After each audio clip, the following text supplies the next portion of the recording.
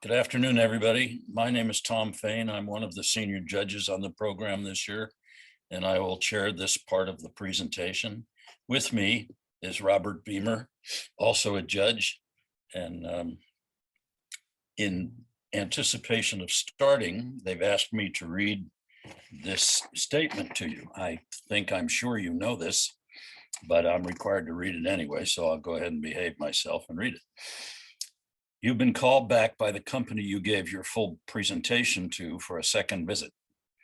They have asked that you speak only about the ethical aspects of the problem and explain why your solution successfully handles any ethical issues. You will have 10 minutes. There will be no Q&A. You may not use slides or video. And I see that you've chosen to have 3 members of your team. That's good. And time permitting, and when we're done, Jeff and I will give you some feedback if we have any. If we don't have any, that probably means that you've done such an excellent job, we have nothing to say.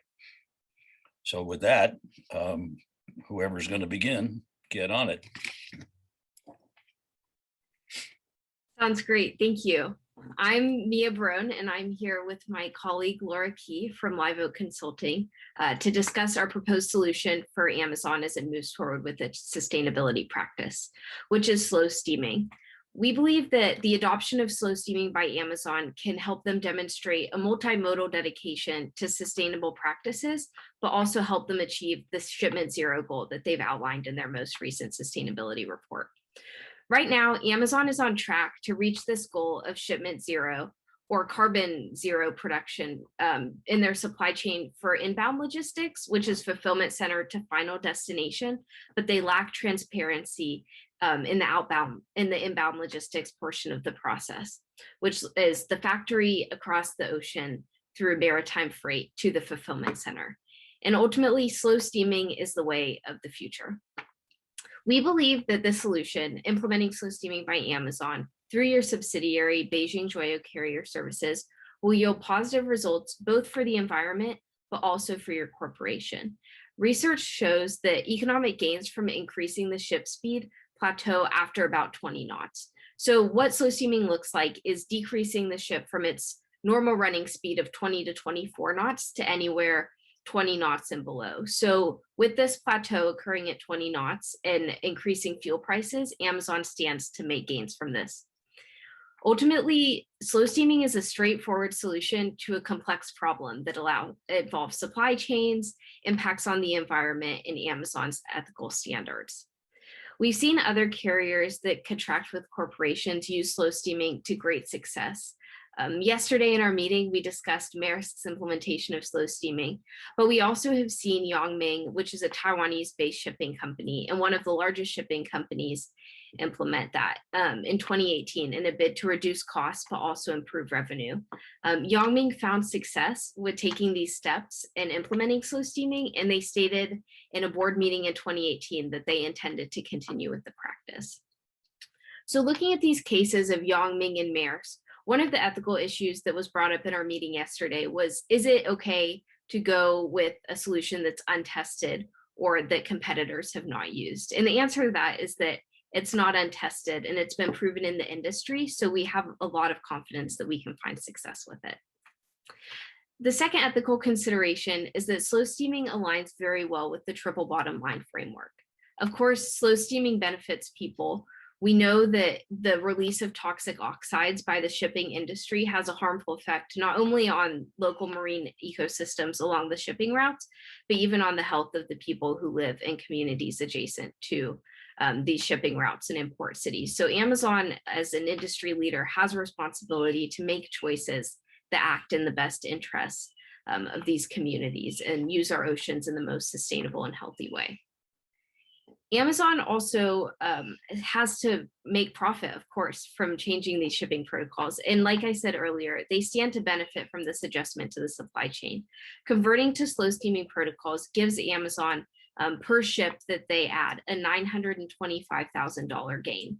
And this number factors in for the first year, both in terms of the gains they make, but also through the increase in costs associated with either retrofitting ships or expanding their fleet. Moving beyond the 3Ps ethical framework and the triple bottom line, there are a couple other key ethical considerations that I'd like to address. The first, of course, is the responsibility for effect on the oceans. Amazon has legal responsibility and responsibility as an importer through Incoterms and the Ex-Works clause within that agreement. But we also believe that Amazon has an ethical responsibility for the practices that they use in the ocean as a major importer. We also wanted to take a look at the impact on stakeholders and unions. It's important to consider not just Amazon, but also the people who work on the shipping routes or may be affected by this transition. We decided that yes, it equals more time on the water for maritime employees and longer periods away from families, but ultimately slow steaming and an increase of about 3 days per voyage is an ethical move because Beijing Joya will still be operating according to international maritime labor standards, and these employees will be fairly compensated for that contribution. In accounting for the cost too, we plan that increasing the fleet will also mean including about 24 additional employees per vessel we add to ensure that there won't be overtime hours or that our employees with Beijing Joya won't be overworked. The third ethical consideration and the final one is, as Milton Friedman said, as a corporation, Amazon has a responsibility to turn a profit and establish the most efficient and effective global supply chain that they can. As a market leader, Amazon has a responsibility and an opportunity to set the standard for global commerce. And because they have such a big economy of scale, Amazon, you can reap the advantages of an efficient transportation process. It's also important for you to build the most efficient supply chain now because other competitors like Walmart and Alibaba are starting to do the same, combining both efficiency with inbound logistics to stateside fulfillment centers and outbound logistics to optimize the supply chain. Ultimately, it's a win-win.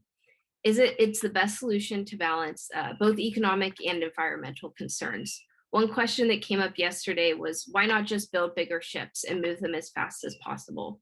Doing this requires us to dredge the harbor and destroy ecosystems to fit them. That's negative for your company in terms of PR, but also comes at a high cost. Another question is why could we not change the fuel mix and adjust to more low sulfur fuel instead of the bunker fuel that's releasing those oxides? We learned that each fuel switch actually comes with another negative trade-off. Syntef, an independent Norwegian research organization, explains that although low sulfur fuel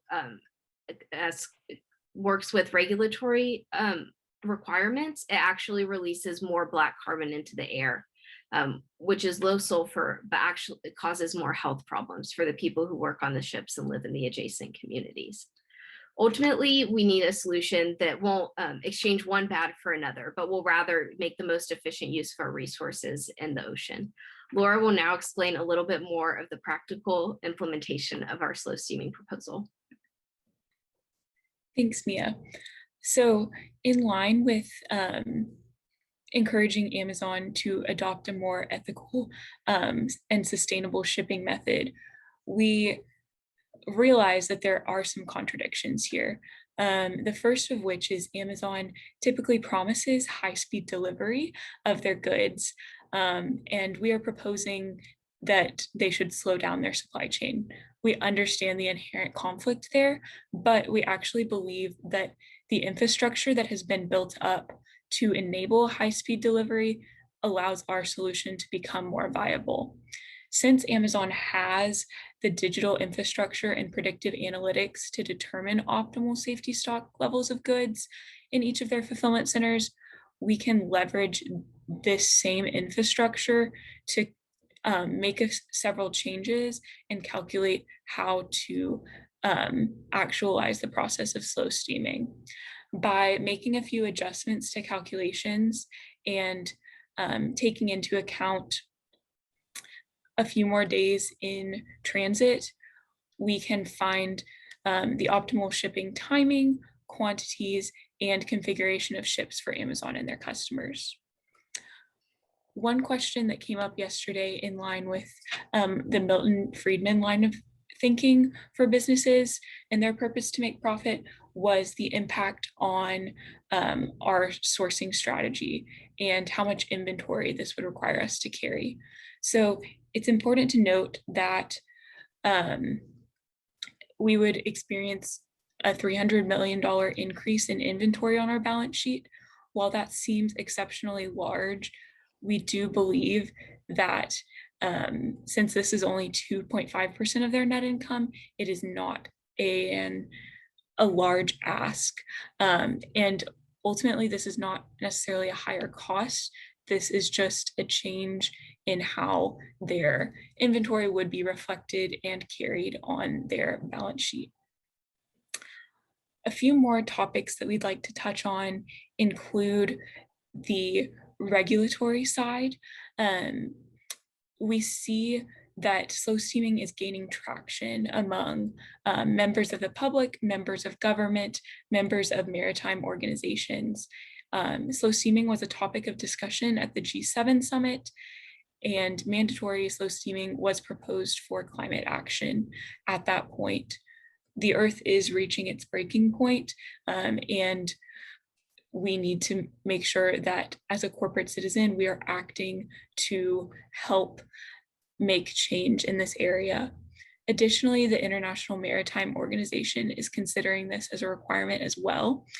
And with those two organizations talking about it, we believe that Amazon needs to think and seriously consider this opportunity for change and improvement on their end. Ultimately, we believe that by adopting slow steaming now, Amazon can be on the front end of the curve here and build their competencies in this area and share their learnings with others. And since there are other companies that Mia mentioned, such as Maersk, that have engaged in this practice, we believe that it's not an unfounded solution, and Amazon will truly be able to make the most change by adopting this practice and operate with the best interest of their company, their consumers, and the ecosystem at large in mind. Thank you.